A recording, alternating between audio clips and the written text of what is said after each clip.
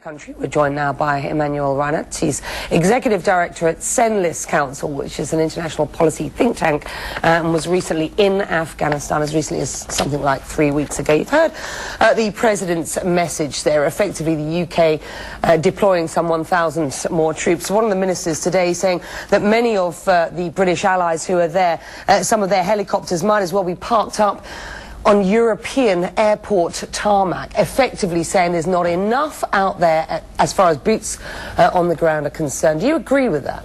Well, I think that to send more troops is definitely a good sign. It's a sign that we recognizing the difficulty of the situation, and that the situation of the ground is really, really bad, and that's quite new. But I would say that's not enough, or in another word, we have to be consistent.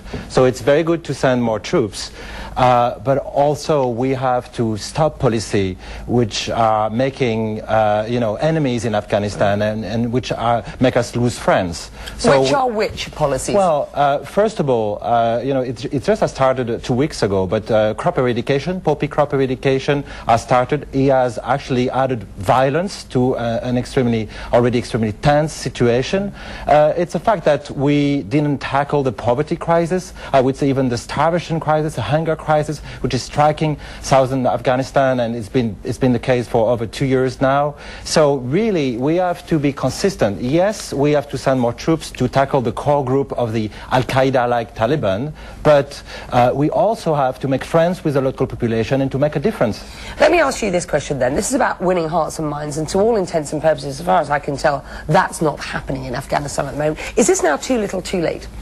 Well, it's make or break right now. Within 2 months, the situation will have totally deteriorated, and it will be very difficult. So it's time to send a very strong signal right now, right here, to make a difference and to really have the Afghan understand that we're here for something different, to help to improve the situation, that their future is with the coalition, not with the Taliban. The Taliban have said today that this will be the deadliest year yet for foreign troops. We have much talk about the launch of this spring offensive now that the snows have melted, and yet again I read and hear from those who've just come back that this spring offensive has already started. Effectively, we've seen a threefold increase in attacks in the last 4 months from the Taliban alone. Yeah, absolutely. The Taliban didn't wait for the snow to melt, that's for sure. Like 2 weeks ago, there've been for the first time ever a fight in Kandahar city, inside the city, 20 minutes fight with 2 rockets launch on Canadian military convoys. That's the first time ever it happened. So it's already, happening, and the spring is going to be worse. I'm not even talking about the summer. Armaments including weapons capable of bringing down coalition helicopters, an increase in the use of suicide attacks. All of these are threats from the Taliban command at present. It's going to be a bloody fight. One can see that. One appreciates that. The military know that. The question at this point is, how bloody will that fight be?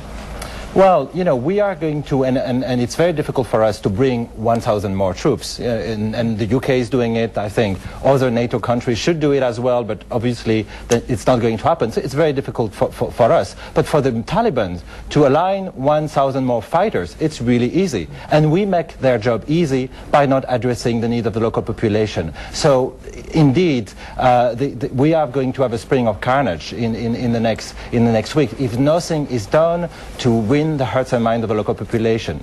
Interesting. We're going to have to leave it there. Fascinating stuff. Emmanuel Reinert, who's recently back from Afghanistan with the Senlis work, the Council's work there, an international policy think tank working across Afghanistan. Well,